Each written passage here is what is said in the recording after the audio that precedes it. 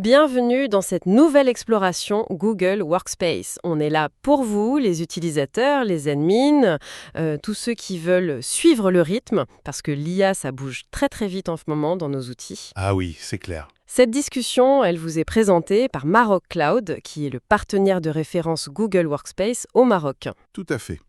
Alors aujourd'hui au programme, on va creuser les nouveautés importantes de septembre 2025. Ensuite, on verra comment Gemini, concrètement, il change le travail avec pas mal d'exemples clients. C'est assez parlant, hein? Oui, 128 exemples, c'est pas rien. Exactement. Et on finira par un retour sur octobre, un mois vraiment placé sous le signe de l'IA, avec les 5 webinaires qui ont été organisés. Effectivement. Et c'est crucial de suivre tout ça. Pas juste pour savoir qu'il y a une nouvelle fonction, mais vraiment pour comprendre comment l'intégrer, stratégiquement. Comment ça peut changer le quotidien? Voilà. Comment ça peut vraiment optimiser les choses dans une équipe, dans l'organisation. C'est plus que juste un bouton en plus, quoi. Il y a une vraie réflexion à avoir. Tout à fait. Allez, au-delà de la fonction. Bon, alors, on attaque avec les nouveautés de septembre qu'on a sélectionnées. La première, ça concerne Google Sheets et l'IA qui s'ouvre un peu plus. Oui, c'est la fonction égale AI. La nouveauté, c'est qu'elle parle plusieurs langues maintenant. Enfin, elle comprend plusieurs langues. Ah oui? Lesquelles? Alors, en plus de l'anglais, il y a le français, l'espagnol, le portugais, le japonais, le coréen, l'italien et l'allemand. Et c'est pas juste l'interface, hein. Ça veut dire qu'on peut utiliser Gemini, lui poser des questions dans ces langues-là, directement dans une cellule Sheets. Ah, d'accord. Et ça ouvre quoi comme possibilité, concrètement, pour quelqu'un qui utilise Sheets tous les jours? Ben, imagine, t'es dans ton tableau, tu sors pas. Et là, tu peux demander à Gemini, génère-moi des idées de slogans pour cette campagne, ou résume-moi ces 50 commentaires clients qui sont dans la colonne B, ou catégorise-moi ces dépenses automatiquement. Directement dans la cellule? Voilà, ou même analyse le sentiment général qui ressort de ce sondage. Et ça potentiellement sur des milliers de lignes. C'est comme si tu intégrais l'analyse qualitative et la génération de texte, là où tu as tes chiffres. Ah ouais, ça change la donne pour Sheets. C'est plus vice-point de tableur, là. Ça devient un outil d'analyse beaucoup plus intégré. On a moins besoin d'aller voir ailleurs, peut-être. C'est exactement ça l'idée. Ça rend accessible des analyses qui avant, il fallait des outils spéciaux ou savoir coder. Donc là, gain de temps énorme. Et ça ouvre des possibilités, surtout, je pense, pour les équipes internationales. Pouvoir bosser avec l'IA dans sa langue. Oui, c'est un vrai plus. Et niveau disponibilité, ça arrive quand? Alors, ça a commencé à se déployer fin septembre, début octobre. C'est progressif, comme souvent. Mais ça concerne la plupart des plans Workspace, Business et Enterprise. Et aussi ceux qui ont les licences Google AI spécifiques, bien sûr. D'accord. C'est une belle évolution pour Sheets, ça. Bon, on passe à la sécurité, sujet hyper important. La détection des ransomware et la restauration de fichiers dans Google Drive. Oui, et ça, c'est vraiment crucial. C'est une nouvelle fonction, encore en bêta pour l'instant, mais pour l'application Drive pour ordinateur. En gros, il y a 2 volets. D'abord, la détection. Ok. Si Drive, sur ton PC ou ton Mac, il voit une activité qui ressemble à un ransomware genre plein de fichiers qui se font chiffrer très vite, paf, il met la synchro en pause. Automatiquement. Le but, c'est d'empêcher que la version chiffrée remonte dans le cloud et écrase la bonne version? Précisément. C'est une mesure de confinement, quoi, pour stopper l'hémorragie. L'utilisateur est prévenu sur son poste, l'admin reçoit une alerte dans la console et il y a des emails qui partent. Faut juste avoir une version assez récente de Drive pour ordinateur, la V11.14 ou plus, pour que ça marche bien. Et si jamais des fichiers ont quand même été touchés localement, c'est là qu'intervient le deuxième volet, la restauration. L'utilisateur peut, depuis l'interface de Drive, sélectionner plusieurs fichiers d'un coup et les restaurer à une version qui date d'avant l'attaque. C'est assez simple à faire. Et surtout, ça permet de récupérer ces données sans payer la rançon. Ça, c'est une vraie sécurité en plus. Ça doit rassurer pas mal de monde. Et pour les admins, c'est facile à gérer. Alors, par défaut, c'est activé. Mais l'admin garde la main, bien sûr. Il peut désactiver la détection pour certaines équipes ou départements via la console d'admin, ce qu'on appelle les unités organisationnelles, les OU. Ok, on peut cibler. Voilà. Pour la restauration, c'est assez large. Même les comptes Workspace individuels et les comptes perso y ont droit. La détection, c'est plus pour les versions pro et éducation. Le déploiement de tout ça, ça a démarré vers la mi-octobre. Bonne nouvelle. Une protection indispensable aujourd'hui. On termine les nouveautés avec un truc plus créatif. Nano Banana. Le nom est Spécial? Oui, le nom fait un peu sourire, c'est vrai. Mais derrière Nano Banana, en fait, c'est une mise à niveau assez sérieuse du modèle d'IA qui s'occupe de l'édition d'images, dans Google Slides et dans Google Vids. Ok, et ça apporte quoi concrètement? Des images de meilleure qualité, Oui, entre autres. des retouches ou des générations d'images par l'IA qui sont plus cohérentes, plus réalistes.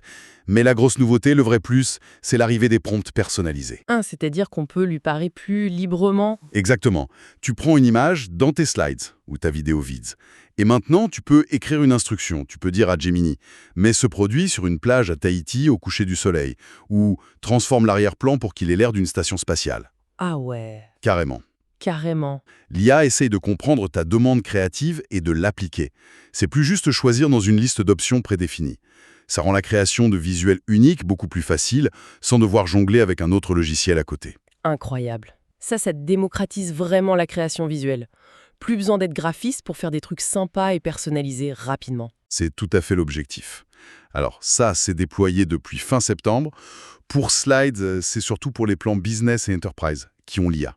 Pour Vids, l'outil vidéo, c'est un peu plus large. Même certains plans starter et les associations y ont accès. Au moins pour un temps. Faut juste avoir plus de 18 ans pour l'utiliser. Super, merci pour ce tour d'horizon des nouveautés. C'est bien de voir les outils évoluer, mais c'est encore mieux de voir comment ils sont utilisés sur le terrain. Et justement, Google a publié un article avec 128 exemples clients sur Gemini. On va pas tous les faire évidemment, mais ça donne une bonne idée de l'impact réel. Absolument. Et c'est important de le rappeler. Gemini, maintenant, il est inclus dans les plans Workspace Business et Enterprise. C'est plus un supplément payant pour ces licences-là. Ah oui, c'est vrai, ça a changé? Et donc, cet article de blog, il montre bien que ce n'est plus juste de la théorie. C'est utilisé. Ça apporte de la valeur. Le point commun à presque tous les témoignages, c'est quoi? C'est libérer du temps. Moins de tâches répétitives, plus de temps pour réfléchir, pour le stratégique. Et on voit ça dans tous les secteurs. Prends les services par exemple. T'as DocuSign qui dit que leurs employés pilotes gagnent entre 1 et 4 heures par semaine. Ou Joe the Architect qui s'en sert pour résumer les kilomètres d'emails avec les clients. C'est pas juste du confort, c'est du temps gagné. Exactement. Et parfois, ça va plus loin que l'efficacité perso. Regarde Randstad. C'est un géant du recrutement. Eux, ils estiment que Gemini les aide carrément à transformer leur culture d'entreprise. Pour la diversité, et même, ils disent, pour réduire les arrêts maladie. Ouais, quand même. Ou Equifax, dans la finance, ils ont vu une augmentation de 90% de la qualité et de la quantité du travail chez ceux qui ont testé Gemini. L'IA, ça devient un vrai levier de performance, et peut-être même de bien-être finalement. C'est fou de voir cet impact sur la culture. Et dans des secteurs super réglementés, genre la santé, ça marche aussi, avec toutes les contraintes. Oui. Et ça, c'est un point super important. Mark Cuban's Cost Plus Drugs, il parle de 5 heures gagnées par semaine et par personne, notamment sur des tâches liées à la conformité avec la FDA, l'Agence américaine du médicament. D'accord. Et Meditech, qui fait des logiciels pour les dossiers médicaux, ils chiffrent ça à 7 heures par semaine et par employé sur des tâches plus stratégiques. Et ils insistent sur le fait que ça respecte les normes, comme HIPAA aux États-Unis. Donc oui, même dans des environnements très stricts, l'IA peut aider, si on l'utilise bien évidemment. Ça rassure sur le fait que c'est applicable un peu partout. Et côté créativité, production, on a des exemples aussi. Ah oui, là aussi c'est parlant. Ace Sign Co, ils font de la signalétique.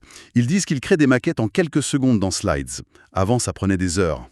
Mercer International, dans l'industrie du bois et de la pâte à papier, ils projettent 3 millions de dollars d'économies grâce à l'IA. Ah oui, c'est énorme.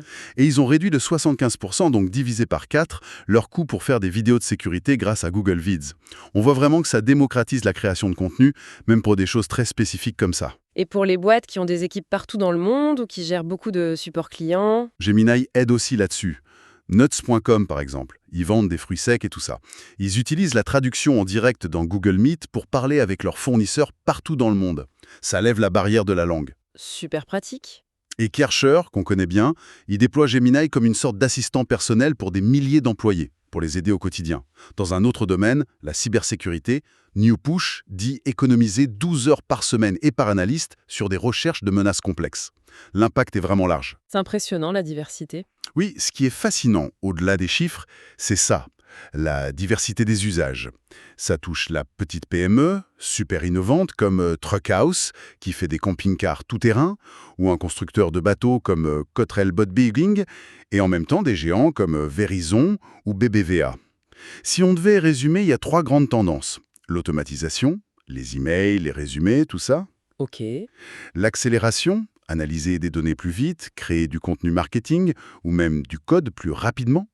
Et enfin, l'amélioration de la collaboration, la traduction, le brainstorming, où l'IA t'aide à trouver des idées. L'IA devient vraiment un coéquipier, en fait. Et pour aider tout le monde à prendre en main ces nouveaux outils, justement, le mois d'octobre a été très riche en formations, notamment avec les webinaires organisés par Maroc Cloud. Tout à fait. 5 sessions thématiques ont été proposées pour vraiment explorer différents aspects de Gemini et de l'IA dans Google Workspace. Et ça a bien marché, on peut le dire. Plus de 3 heures et demie de contenu au total, avec des démos, des conseils pratiques. Et les replays sont très regardés, j'ai vu. Oui, plus de 1500 vues déjà sur les replays. Ça montre qu'il y a un vrai besoin, une vraie envie de comprendre comment utiliser ces outils au mieux.